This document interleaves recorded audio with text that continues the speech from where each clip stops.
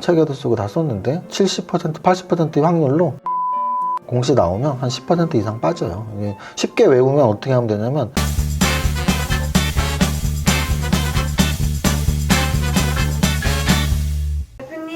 대표님 보혜씨 왔어? 오늘도 빨간 펜 들고 계시네요. 우리 빨간 펜 선생님하고 또 주식 공부 한번 시작해 볼까요? 바로 시작합니다. 거래소 지수는 또 뭐 이렇게 껄껄껄 웃을 만한 지수는 아니에요. 근데 이제 지난주 금요일 날 또 해바라기 탈을 쓰고 이렇게 웃음을 드리려고 했던 건 뭐냐면, 인상 쓴다고 뭐가 달라지나? 속이 울렁울렁 거린다고 주식이 더 잘 되나? 절대 그렇지 않거든요. 오히려 멘탈 싸움. 특히 양궁, 양궁 좋은 예네요. 우리나라 양궁 스포츠가 사실 세계 올림픽 완전히 진짜 짱 먹잖아요. 근데 막 그 양궁 선수들이 막 대단한 체력이나 막 기초 체력이나 아니면 강인한 체력이 아니죠. 강인한 정신력이죠. 그래서 그 양궁 선수들의 그런 훈련법 중에 어디 막 야구장 가운데 가서도 하고 어디 그런 공동묘지에서도 하고 이런 훈련이 있대요. 그게 다 어떤 상황에서도 내 자신을 믿고 이렇게 쏘는 연습을 하는 거잖아요. 저는 주식도 똑같다고 봐요. 보통 사람들은 사실 경험 없는 사람들이죠. 경험 없는 분들은 정말 어디 지리산 도산한테 배우면 수백억 버는 줄 알아요. 그래서 실제로 지리산 쫓아가기도 하고 부산도 쫓아가기도 하고 수많은 책들도 보고 하는 거죠. 근데 결국은 그건 그냥 단순히 기법일 뿐이거든요. 제가 가장 좋아하는 책 중에 하나인 알렉산더 엘더의 트레이딩 룸으로 오라, Come into my trading room, 또는 심리 투자 기법, 트레이딩 포 리빙. 그래서 이런 책들을 쓴 알렉산더 엘더가 정신과 의사인데요. 그래서 3M을 강조하죠. 기법, 메서드도 중요하지만 마인드, 심리, 컨트롤, 머니, 자금 관리, 이 세 가지를 거의 3박자처럼 제가 굉장히 좋아하는 3M이거든요. 그래서 하락장에서 너무 발발발 떠는 것보다 좀 이렇게 기분 좋게 분석도 해드리고, 어떤 분이 댓글에 그렇게 썼던데, 채신머리 떨어지게 나이값도 못하는 것 같다고? 내 나이 어리거든? 진짜 그 댓글 쓴 사람 잘 들어? 나 나이 겁나 어려. 내가 몇 살로 보이길래 나이값을 못한다 그래? 그리고 내가 태어나서 나만큼 나이값 잘하는 사람 못 봤다. 내가 30대 초반에 100억을 벌었거든? 어디다 대고 건방지게 나이값 소리 하고 있냐? 아우, 진짜 웃겨갖고. 나이값을 못한다고 생각하는 것 자체가 진짜 꼰대다. 적어도 저는 꼰대는 아니거든요. 해바라기 탈 쓸 수도 있고요. 웃으면서 할 수도 있고요. 저는 유머는 우리 살아가는데 굉장히 중요한 거라고 보고, 일부러 좀 재밌게 물론 재미없다라고 하면 좀 받아들일 수 있어요. 야, 너 재미있는 척 하는데 재미없다. 이건 내가 받아들일 수 있어. 근데 나이값도 못한다는 건, 야, 너 진짜 나이값 잘해라. 난 젊으니까 나이값 못해도 된다.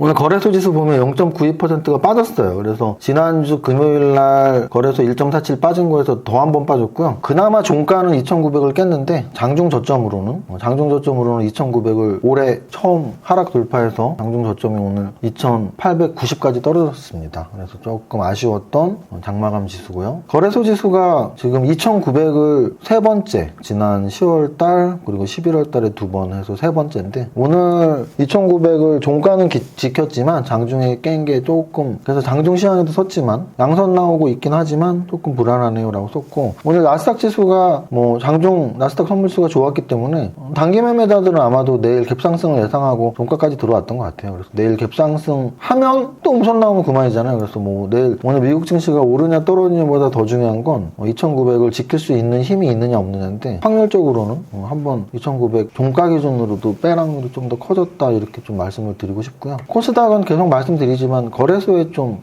부속되어 있는 지수의 움직임을 보이고 있습니다. 오늘 아시아 증시 전체적으로 보합권까지 다 끌어올렸어요. 미국 증시가 지난주 금요일날 나스닥이 2%가 빠지고 다우도 2.5% 빠지고, 유럽은 더 많이 빠졌었는데요. 유럽은 독일 4%, 프랑스 4.75 빠졌으니까 엄청 많이 빠졌죠. 근데 아시아 오늘 대부분 좀 끌어올리다가 보합까지 끌어올리다가 거래소 마이너스 0.92, 코스닥 1.35, 일본 1.6, 홍콩 0.8 이 정도. 미국보다는 덜 빠졌다. 그리고 심지어는 장중에는 보합까지 올릴 수 있었다. 이 정도로 말씀드립니다. 가장 중요했던 하락 원인은 누구나 다 아시죠? 그래서 변이인데요, 변이. 그 변이는 일단 미지의 영역이라는 두려움 반, 또는 또 그래 적자라는 약간 학습효과 반. 근데 이제 우리나라 시장 자체에서도 또 뭐 그 일상생활 좀 풀어주는 거 위드 코로나 좀 또 제한 될 것 같은 이런 뉘앙스 속보들이 나왔죠. 그래서 어떻게 될지 모르겠는데 계속 말씀드리지만 위드 코로나가 없을 때 지수는 더 잘 갔거든요. 계속 말씀드리지만 변이 바이러스 또는 위드 코로나의 정책에 대한 철회 이것들이 주식시장에 악영향을 크게 미치진 않아요. 그리고 주식시장에서는 금리와 실적 이 두 가지로 움직이기 때문에 실적은 일단은 좋은 상태였고 금리는 이제 올라가려고 하는 중 우리나라는 올렸고 미국도 올라가려고 하는 중이기 때문에 그 부분이 더 무서웠던 건데 오히려 새로운 바이러스 금리 안 올리는 거 아니야? 뭐 이럴 수도 있어서 좀 계속 지켜봐야 될 것 같습니다. 탑다운상으로 지수의 거래소 위치는 안 좋은 하루였습니다. 거래소 시가총액 상위 종목 보면 삼성전자는 보합으로 끝났고 SK하이닉스는 0.4% 상승, 삼성바이오로직스, 카카오뱅크, 카카오페이가 진짜 제가 모르는 뭔가 있나? 카카오페이가 31조로 어찌 보면은 카카오뱅크의 시총을 뛰어넘으러 가고 있는 그래서 계속 말씀드리지만 카카오와 카카오뱅크와 카카오페이 세 종목의 합이 100조가 넘었고요. 진짜 100조의 꿈이네요. 100조가 넘었고 그리고 기아차를 카카오페이가 뛰어넘는다면 시가총액 탑10에 기존의 그룹주에서는 삼성전자, 삼성바이오로직스, 삼성 SDI 세 종목이 있는 삼성그룹밖에 없었어요. 탑10 안에 그룹주가 3개 이상 들어가 있는 건 삼성그룹밖에 없었는데 삼성그룹은 거의 50년 이상 우리나라 최고 재벌 기업이었거든요. 근데 어디서 갑자기 튀어온 카카오가 세 종목이나 들어온다는 건 이거는 시대의 흐름의 변화 이런 걸 좀 읽을 수 있는 것 같긴 해요. 근데 그럼에도 불구하고 저는 카카오는 워낙 좋아했었는데 카카오페이와 카카오뱅크까지 탑10 안에 들어오니까 저도 또 겁이 나는 성장률을 그렇게 좋아했음에도 겁이 나는 시총이라는 느낌이 드는 그런 하루였습니다.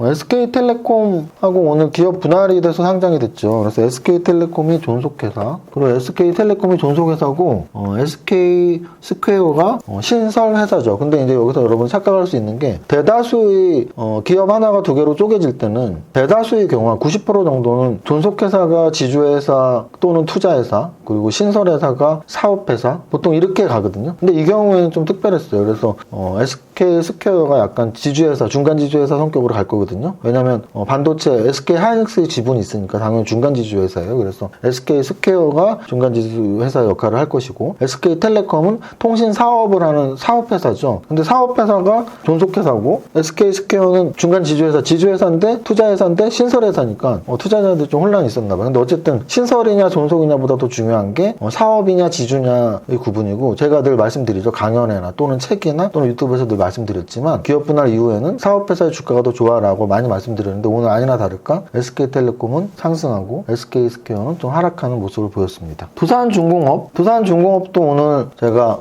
장중시장에 썼는데 이게 이제 원전 때문에 많이 올랐죠. 근데 이제 뭐 흘러내리는 거야 그렇다 치는데 갑자기 13%가 왜 빠졌니? 유상증자 얘기 나왔죠. 유상증자도 책에도 쓰고 다 썼는데 70%, 80%의 확률로 유상증자 공시 나오면 한 10% 이상 빠져요. 이게 쉽게 외우면 어떻게 하면 되냐면 내가 갖고 있고 싶지도 않은 주식 힘들게 갖고 있는데 돈을 더 내래? 나 이 주식 팔아버려야겠다 뭐 이런 거예요. 그래서 원래는 사업해서 돈을 벌어야 되는데 사업해서 버는 돈은 한계가 있으니까 주식을 팔아서 돈을 좀 모으려고 하는 그런 걸 이제 기존 주주들이 싫어하는 거죠. 이 정도까지 보고 거래 대금 오늘 어떻게 움직였는지 한번 보겠습니다. 거래 대금에서 삼성전자는 오늘 1조 2천억 정도 거래됐고 양선 보합 마감했고 시제는 거래 대금 많이 나왔는데 윗골이 음선 나왔어요. 그래서 아까 말씀드렸던 변이 바이러스 때문에 그런 진단키트 관련주들 중에 대장주인 CJN에 관심이 많았었는데 오늘 좀 떨어졌네 이런 말씀 드릴 수 있고 위메이드 같은 경우는 오히려 그 반대로 오히려 위메이드는 게임주에서 거의 뭐 이건 10배가 아니고 20-30배가 올랐는데 오늘 같은 날도 올랐어. 그리고 이제 오늘 기업 분할에서 가장 관심이 많이 몰렸던 SK스퀘어는 6,600억 거래되며 빠졌고 SK텔레콤은 6,000억 거래되면서 올랐고 그 차이를 느낄 수 있고요. 랩지노믹스는 역시 아까 CJN이 대장주라고 말씀드렸던 진단키트 관련주인데 얘는 음선이 안 나왔네요. 그래서 오늘 전체적으로 요 거래대금 상위 종목들은 시장 관심주들 이유가 다 있는 예를 들어 아까 제가 두산중공업 말씀드렸죠. 두산중공업 오늘 개파락 유상증자 나왔는데 거래는 좀 터졌고 뭐 이 정도로 볼 수 있습니다. 상승률 상위 종목 보겠습니다. 진짜 코코코코 제노코는 진짜 대단한 코네요. 이거 속담 하나 생기겠는데요. 코 중에 제일 비싼 코 제노코. 이런 거. 여러분들 그거 아세요? 늘 말씀드리지만 주식을 맞췄을 때보다 더 기분 좋은 건 보혜씨 안 웃어? 이거 하기 전에 스스로 찐 웃음이 터졌을 텐데 지금 코 중에 가장 비싼 코 제노코 여기에서 이제 찐 웃음이 나온 거죠. 제노코는 이제 여기에서 우리는 뭘 공부할 수 있냐면 무상증자 효과를 공부할 수 있어요. 그래서 무상증자는 공시 나왔을 때 오르고 권리락 때 오르고 이런 걸 또 역시 제 책이나 강연할 때 많이 말씀드리는 부분이니까 그런 것도 한번 이렇게 참고하시고 절대 사라는 게 아니에요. 기존 보유주들이 이제 수익 날 수 있는 영역인 거지 뭐 새롭게 사라는 뜻은 절대 아닙니다. 그런 공부를 하시라는 뜻이에요. 오늘 상한가는 뭐 현대바이오, 소마젠, 셀레믹스 이런 제약바이오주들이 많이 일단 들어가 있고요. 그 아래에도 뭐 랩지노믹스도 있고 이트론이나 뭐 이런 이수 앱지스 다 제약바이오주들이 일단 많아요. 셀리드. 그래서 제약바이오주가 많은 건 당연히 코로나 재확산 때문이고요. 제약바이오가 아닌 애들 중에 눈에 띄는 건 네오이즈 게임주죠. 그리고 네오이즈 홀딩스도 있었고요. 뮤직 스튜디오 메타죠. 뮤직 스튜디오 플레이위드도 게임주. 그래서 게임주랑 메타 이런 애들이 아직도 살아있네 라는 정도로 보시면 됩니다. 탑다운 분석상 지금 지수는 그렇게 제 느낌은 계속 말씀드리지만 좋은 위치가 아니에요. 그래서 여러분들이 꼭 현금 비중을 뭐 50% 갖고 있어라 30% 갖고 있어라 말하고 싶진 않지만 무언가 매도를 했을 때 뭐 이익 실현 매도를 했던 손절 매도를 했던 무언가 매도했을 때 성급하게 다른 종목을 사지 마시고 약간은 한 텀 늦추면서 좀 지켜볼까 이렇게 좀 접근하는 전략이 좀 더 좋아 보입니다. 제가 보기에는 연말까지 이제 내일이 11월 마지막 날이니까 연말까지 12월 한 달 남았는데 12월 한 달 동안 2,900 아래로 내려가서 뭐 2,800 이렇게 찍을 확률도 있단 말이에요. 그래서 조금 더 보수적으로 보시고 업종은 계속 말씀드리지만 저는 성장주 쪽 그리고 기존 반도체 라인들 뭐 이렇게 좀 최적 포트폴리오를 구축하는 쪽으로 계속 좀 연구를 하고 있는데 이번 주 토요일인가요? 이번 주 토요일날 12월의 성장주의 투자라 강연회에서 업종 픽 8가지 하는 거는 다 공개 방송으로 올려드리니까 많은 참고하시면 좋겠습니다. 여기까지 하겠습니다. 첫 번째 줄 시작. 나는 10년 안에 100억 부자 될 거야. 여러분들이 100억 부자 빨간펜 선생님과 함께 하세요. 이세무사의 장중시황은 밸런스 투자 아카데미 텔레그램을 통해 받으실 수 있습니다. 안녕하세요. 이정훈 세무사입니다. 월요일 오전 11시 장중시황입니다. 미증시와 유럽 증시 급락에 아시아 증시 전체적으로 개파락 나왔지만 나스닥 선물 1% 이상 상승하면서 아시아 증시 전체적으로 몸통이 꽤나 있는 양선 나오고 있습니다. 우리 증시도 코스닥 거래소 모두 거의 보합권까지 끌어올렸네요. 거래소 지수 오늘 2,900포인트를 살짝 깨고 내려갔다가 반등에 성공했는데요. 2,900포인트 미만은 올해의 연중 최저점입니다. 즉 지난번 2,900포인트 두 번 지지를 받았던 지점이 오늘은 뚫렸다는 거네요. 차트상으로 오늘 양선이 나오고 있지만 여전히 긴장을 놓으면 안 되는 이유입니다. 연말 안에 재차 2,900포인트를 다시 깨고 내려갈 경우 차트가 많이 불안하게 바뀔 수 있어 보입니다. 오늘 거래소 대형주 보면 삼성전자와 SK하이닉스가 지수를 잘 버티는 원동력이며 카카오페이, 크래프톤, NC소프트 등 강세를 보이고 있습니다.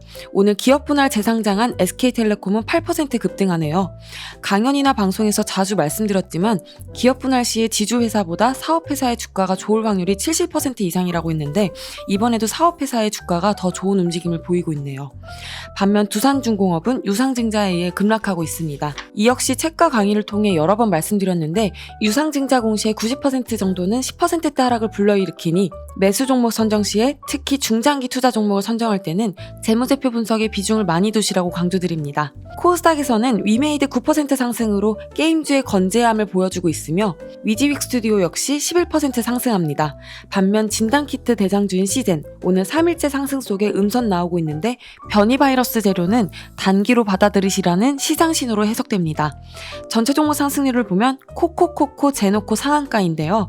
이도 여러 번 말씀드렸는데 무상증자는 기업 가치의 변화가 없지만 무상증자 공시 나온 날과 권리락일에 70% 이상의 확률로 주가 강세가 보이니 기억하시기 바랍니다. 상승 종목 중에는 위에 위메이드와 시젠 설명처럼 게임주와 진단키트주가 섞여 있는데 게임주는 양선, 진단키트주는 음선인 경우가 많으니 참고하시기 바랍니다.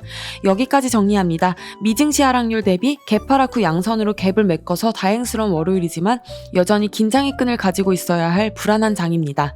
현금 비중도 적절히 지켜나가야 한다는 뜻입니다. 오늘의 한 줄평 2,900포인트를 사수하라. 모대성우 투자 화이팅!